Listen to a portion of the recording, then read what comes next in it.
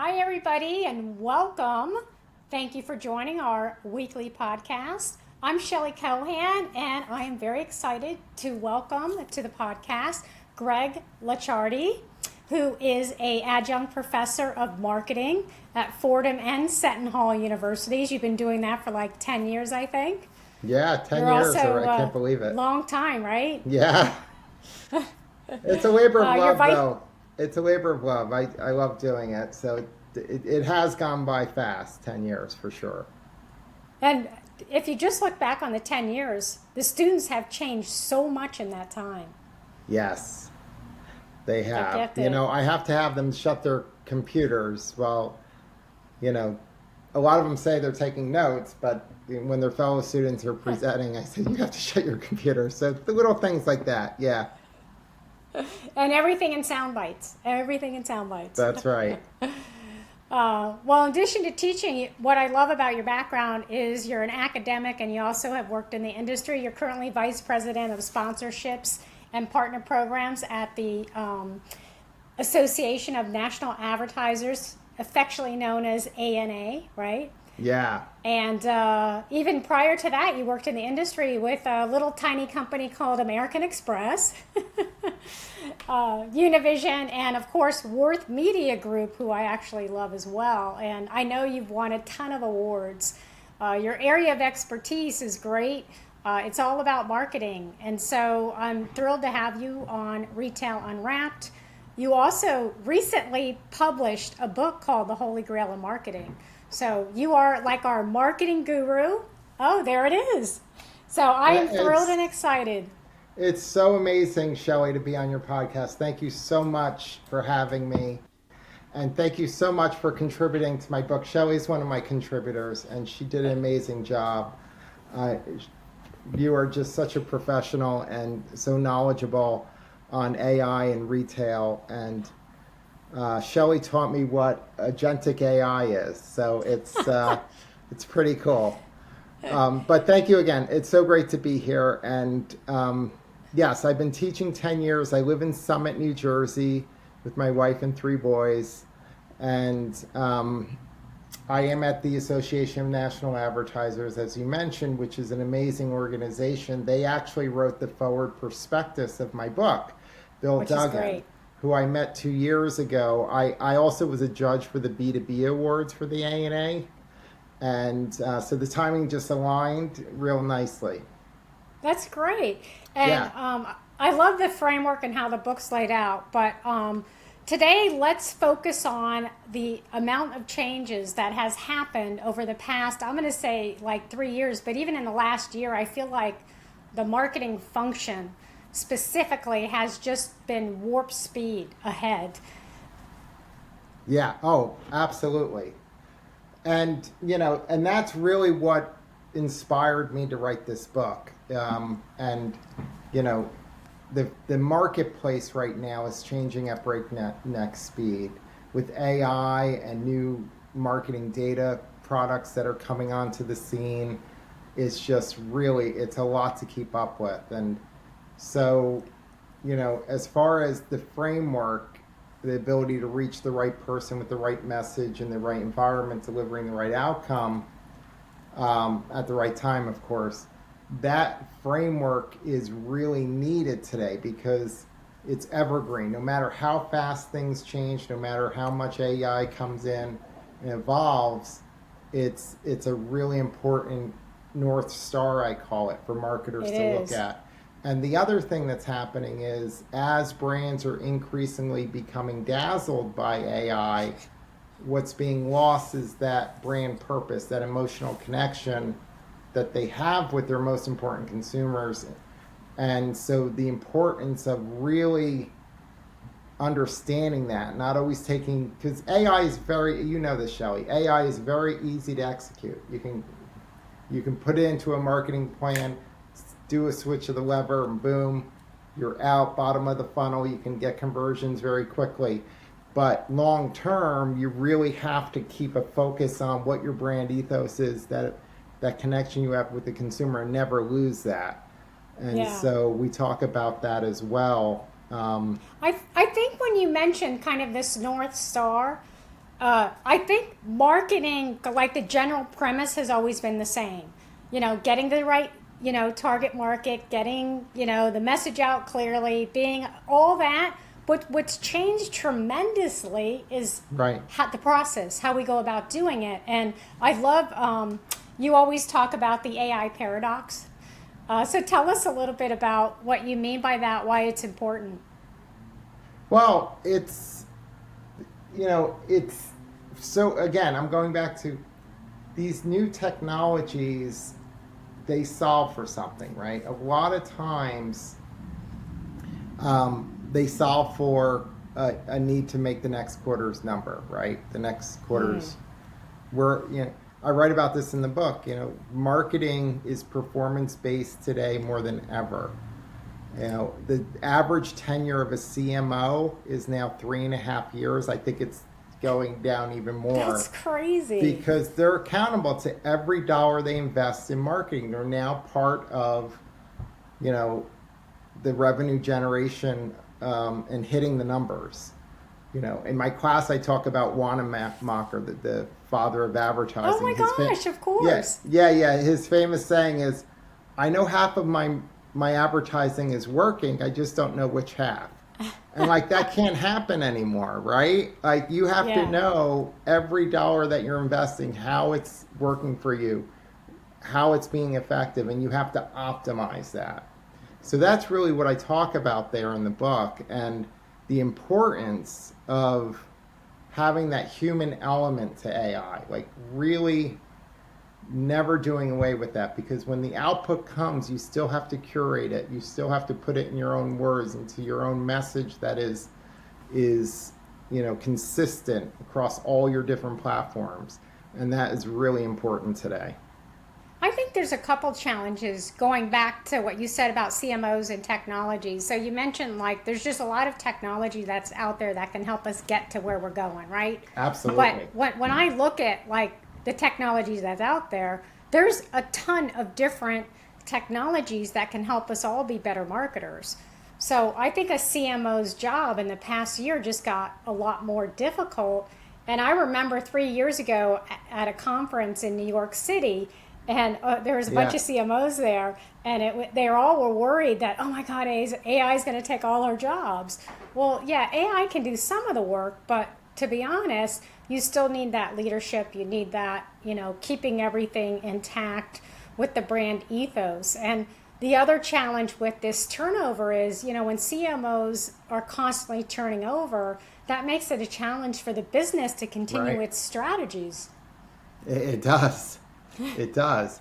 And look, technology is good. I was in between roles. I was doing a consulting gig for a company called Content Square, and what they did was they optimized for CX, user experience, and they had software that sat on top of web pages that would actually track a customer or a user hovering over a piece of content. And what the software does is it optimizes for the time to check out, from the time a person gets on a website to when they actually check out. And the software was super effective. One of the big accounts that we worked on was Goop, which was Gwyneth Paltrow. Oh, love Goop. Site. Yeah. I went to the store on Long Island when I was out there. Oh, yeah. They have retail stores now. Yes. Yeah, amazing. But even Goop, they didn't rely on UX, on Content Square. They were really involved. They went to this dynamic page setup. And what that was beyond anything that Content Square did. But what they wanted to really do was better the user experience on their site. And the big thing that they did was they looked at, with these dynamic pages, the products that people purchase, right? So Shelly, if you went on to Goop and bought fuchsia lipstick, right? Which, no, you're not, it's not quite fuchsia today, but if you went on and bought fuchsia lipstick, the next time you went to Goop, what would be on the front home page? Fuchsia lipstick and fuchsia nail polish. And fuchsia whatever else women wear. And so that it was almost service oriented because they knew your interest before you even got back to the site. And there it was. You didn't have to find Yeah, it, right? It was there for you. absolutely. So those things are great and add so much value to the user experience and to the shopping experience that I think that's the positive thing about technology today. But if you can couple that with the human element of you not wanting to walk down five aisles to find something or five web pages to get to what you like, that's amazing, right? That is increased value. So I think there's a lot of positive things, and the companies, the brands that get to those, technologies, those innovations, those human input combined with it first are going to win, and they're going to gain market share and sales. Absolutely. I definitely think there's like a balance between the technology and the human connection piece of it. I've heard a lot of brands and people in the industry talk about that. And I'm curious, where are we as a industry, or I should say, where are consumers on this idea of what you just described about this hyper personalization?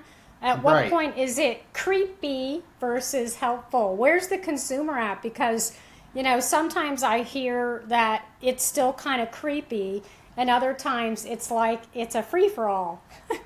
That's a good question. So when I came, the second inspiration to writing my book, The Holy Grail of Marketing, was I got hooked on fast food during the pandemic. I What? I love Wendy's, and I got hooked on their chicken sandwich, which is amazing, and their fries. And so on So Fridays, funny. I was working from home, and Wednesdays, and I noticed that at 11 a.m. I was getting Wendy's ads sent into my social feeds, right at 11 a.m. with offers. And I was like, this is kind of creepy, but it's kind of Right. cool because I'm like, I'm hungry. I'm getting a better deal. I'm getting these offers coming to me, and it's adding value. And I'm going there, and I'm not going to Burger King or McDonald's, right? So it's a Right. win-win-win. But it was a little creepy. But then I thought about it, like, how did they get that info? They got the info because I wasn't just going into the store and going through the drive-through and picking up. I was ordering before I went in so I could get on the Zoom call. Right Of when I got off course. the Zoom call, I would get in my car and go pick it up. And so, yeah, it can be creepy. There are some things you do have to be careful, and consumer privacy is real, and you do have to Oh, abide by that, yes. of Of course. course. But in that case, it didn't really turn me off. It was just kind of like it was like, aha, wow, this is crazy. But you know, And there's a balance between, like, so you like Burger King, you like the value, so it wasn't creepy, although it was, maybe it had a question mark in your mind. And I think that today's marketing algorithms are so much stronger than they have been in the past. So I'm going to use your fuchsia lipstick story. So it's yeah, great if I buy fuchsia lipstick at Goop and then I get the nail polish. But at some point, I don't want to get the fuchsia dress, the fuchsia shirt, the fuchsia shoes, the fuchsia socks. Do you know what I mean? yeah. So there's more sophisticated algorithms today that can really personalize based on product attributes. What I like in terms of style and colors in a dress versus a shirt versus a skirt. So I think there's a lot out there for marketers to kind of just be able to understand, and then putting together a strategy is so much more complex than it was back in the Mad Men days, where a lot of it was creativity, right? A lot of it was coming with this great idea and creativity. So is this all this AI and accountability and performance metrics, is this killing creativity? It can if it's relied on too heavily, and there isn't the human curation combined with it. Absolutely.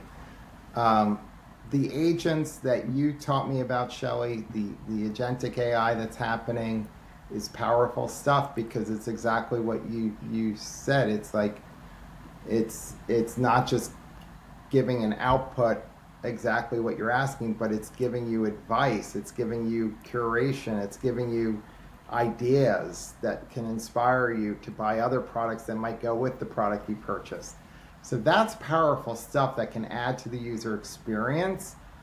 But if it's left to its own device, at times that can move customers further away from who your brand actually is or who your store represents and the products that you sell. So it does take time to nurture, and you should never rely on just a bot or an agent. You should really be looking at it constantly. Yeah, totally agree. Let's talk about the attention economy crisis. So you had a stat, which is kind of amazing, that you're saying that people are exposed to between 4 and 10,000 ads every day. Right. It's crazy. And it's just getting worse and worse, because then the reason for that is we are on multiple devices. We're on digital more than ever, right? And we're not just watching a linear TV show anymore, right? We're watching digital two-way on our phones. We're in the show, Greg. We're in the show. We're totally submersed. But consumers, when they get these messages, multiple messages a day, become almost, immune to them, right? They're just kind of white noise, right? Because you block them out. You want to get to the consumer is king. Consumers in control. They watch media where they want, when they want, in the medium they want. And with that, marketers have to know that if the message coming to them isn't in line with their interests and needs of that moment, it doesn't matter how much money or how many impressions they're getting. The cost per impression is just going to go down, down, down, and it's going to be a lot of wasted media. They really, it's something that's being watched very closely. And again, going back to the CMO being accountable to every dollar they invest, just getting the impressions on the right environments, it doesn't mean you're going to succeed. And that's why Holy Grail marketing, the framework, is a holistic framework. Every piece has to work. You could hire the hotshot ad agency to give you the best creative, right? And you serve that creative through a programmatic campaign that is on sites that are maybe unsafe or not on target with your messaging. It doesn't matter how much you spent on that creative or how good it is. It's not in the right environment. The engagement's not going to be there, and it can actually be detrimental to your overall marketing. So I think you mentioned that nearly 30%, around 30% of programmatic spend is actually wasted. Yes, and that came out of an ANA study. So they did a whole study on programmatic, the ecosystem, and the waste, and it's a brilliant study. And it shows, and I think the numbers are even higher on that, depending on the type of buy it is. But yeah, it's serious. So marketers are paying more and more attention to this. And there's more companies that are auditing advertising campaigns to make sure that they're being seen by humans and not bots, and they're actually real impressions, right? So, and that's a positive thing for the whole industry. Not the waste is positive, but it's a positive thing that there's more auditing happening, right, and more attention to it. So what can CMOs or marketing people, brands and retailers do to kind of get rid of some of that waste that's happening? What's the solution for that? Well, hiring these auditing firms, definitely, but also questioning your media partners and your programmatic partners on this. What are they doing to help their advertisers to have more real views, more views that are meaningful, that are producing results, that are driving impressions, that drive people to their websites or into their stores, that they can measure, and having more attribution that shows accountability. Accountability is key, and that has to continue to come back into the industry. Unless there's accountability on this, brands getting credits for unseen impressions or impressions that aren't really real, we're going to stay in this same cesspool, right? So we got to get out of that. Everyone knows it. ANA is doing a great job communicating the importance of this change that's needed, and our partners are as well to the ANA. Many of our partners see it and believe it and want to make the ecosystem better as well. Yeah, I think that's great, and thank you for all the work that you're doing with the ANA. They do a lot of important work for the industry. They're like advocates for the industry. And Absolutely. so for our listeners, I'm sure all of our listeners know about the ANA, but on a marketing side, get involved, help out, join. I don't know, do you have committees there too that people can join? Many Retailers and committees. brands, yeah. Oh, absolutely. ANA.net, and you'll get all the information you need. That's great. Um, So I was going to ask you, the other thing is what I find really fascinating and interesting about, I don't know if it's artificial intelligence specifically, but the ability now for marketers to reach people at the exact moment of when they're actually about to purchase or make a purchase. So, and I think it's because, and you can school me if you want, I think it's because people are always connected and we know what they're doing, we know where they're at, so it has then given marketers this great opportunity to reach people in the moment. Oh, it's so powerful. I mean, near field communications are so powerful. So if you're driving by a Dick's Sporting Goods and you get a mobile phone alert, this just came up, this offer. American Express is doing a lot with that through their app, and Starbucks has been doing it for years. But it's powerful because it's service oriented. It's reaching the right person at the right time, the right message related to their interest of now, in the moment. And it's powerful. It's, right now with first party data being so important, with cookies fading away, marketers are being forced to look at new applications, new ways of reaching consumers, and to optimize the ability to do that. And when I was researching for my book, one of the companies I came across was Weather Company, and they're owned by IBM. They recently were spun off, and I interviewed Randy Sipes in my book, who's a CMO, to ask her, what are you doing around weather, because it sounds like what you're doing fits into the framework. And it was a home run, because what they do is they provide weather data to marketers to help them reach the right person at the right time related to weather, with empathy related to the weather. So one of the case studies is Elf skincare, right? So cosmetics. I'm not, you know more about makeup and all this stuff, but there's certain makeups you'll do certain weather, if it's humid out, or things, and Elf has done many studies on that, and they have a whole campaign around that, and it's really powerful, and it's really creative, and more marketers, Randy, she has a great quote in the book that weather was the original influencer before Taylor Swift. That's so true. Right? It influences everything you do, road sure trip, does. what you're putting in the car, where you're going. And it goes back to the accountability thing. So one of my colleagues who's been on Retail Unwrapped a few times does Planalytics, and they do similar to what your friend does with weather and all of that. And I remember back in the day when I was in the stores many years ago, when sales were down, it was the quote unquote weather, right? Now, like you said, accountability, you can say, actually, it wasn't the weather, it was 75 inside. What's going on there in your store, right? So you have all this data that's there, and weather does play such a big role. One other thing I want to make sure we touch upon before we leave is, so I don't know if you know Imani Lanners. She's a powerhouse, and her job is, I think she's VP of Multicultural Marketing.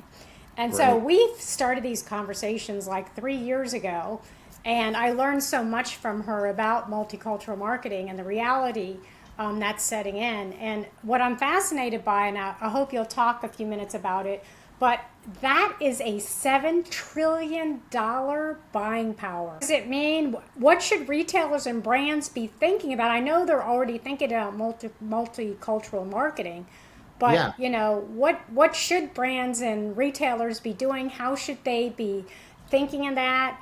Why is it often like an afterthought as opposed to this proactive approach?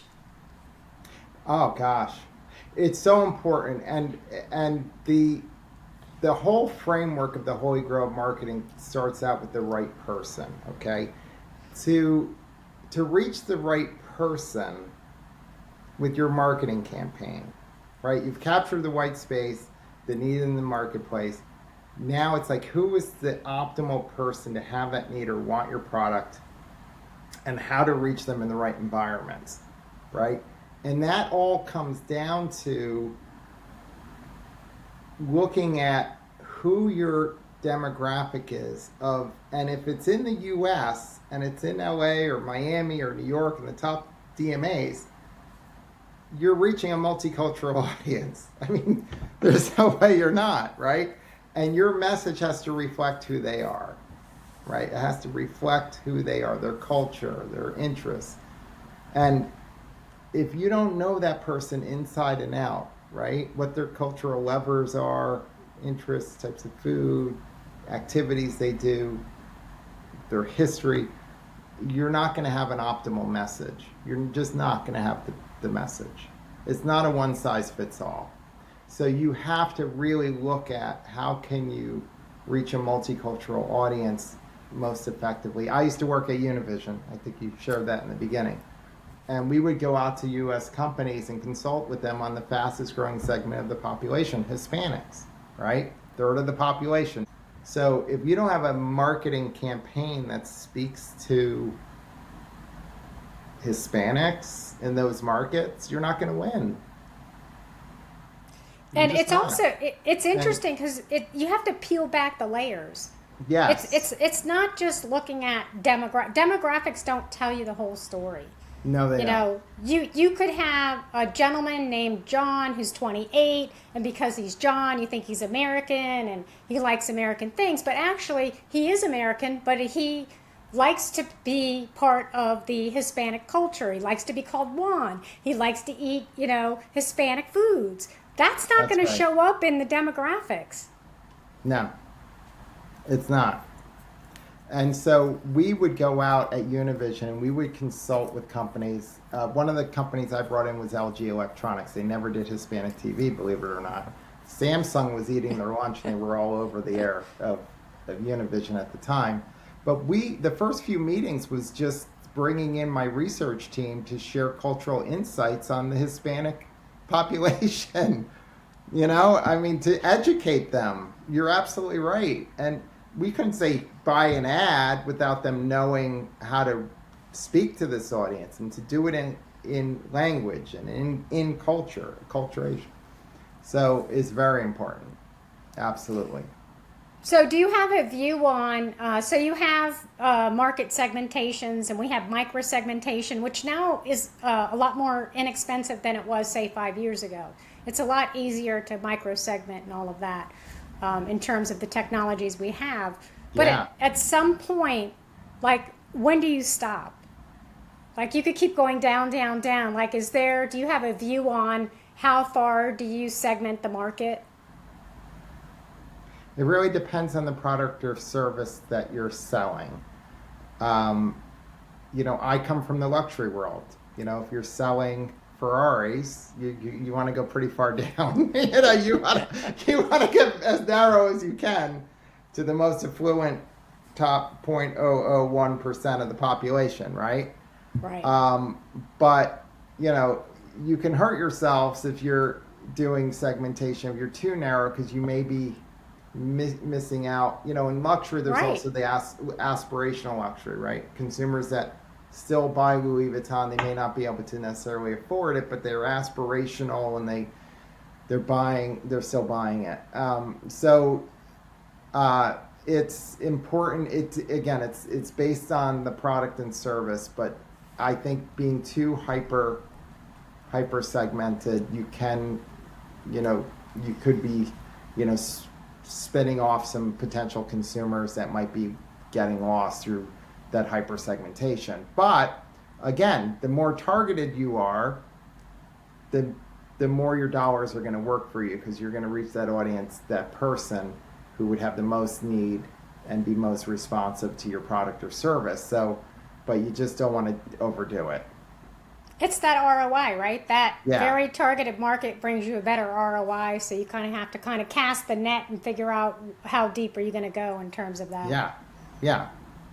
And you can test. The beautiful thing with automation today even is you can do A/B testing very easily and test different audiences and segmentations and see before you pour your whole budget into it. Oh, I think that's great. When I was doing testing, Yeah. like even 15 years ago, we're talking, 6 to 12 week quote unquote test. Now it's like very fast and quick. So that's another advantage to what's happening today. So any closing thoughts that you have or want to leave with anybody in terms of, where marketing's at? Yeah, I would just say, and again, thank you so much for having me today. I would just say, we all have to upskill. We all have to really take time with our staffs to make sure they're up on the latest trends in AI and new technologies, but also instill the humanization into what we're doing. Do not ever lose that. So I think there's a lot of tools out there. I hope everyone enjoys the Holy Grail of marketing. You can simply go to holygrailmarketing.com to get a book or to read about it. I'm on all the major book sites as well. But I think that this conversation was really informative, and your show and your podcast is doing such a good thing for the industry, and your expertise across all the great journals that you write for Forbes and on. Really benefit from your intelligence, Shelley, and I'm happy to be part of it.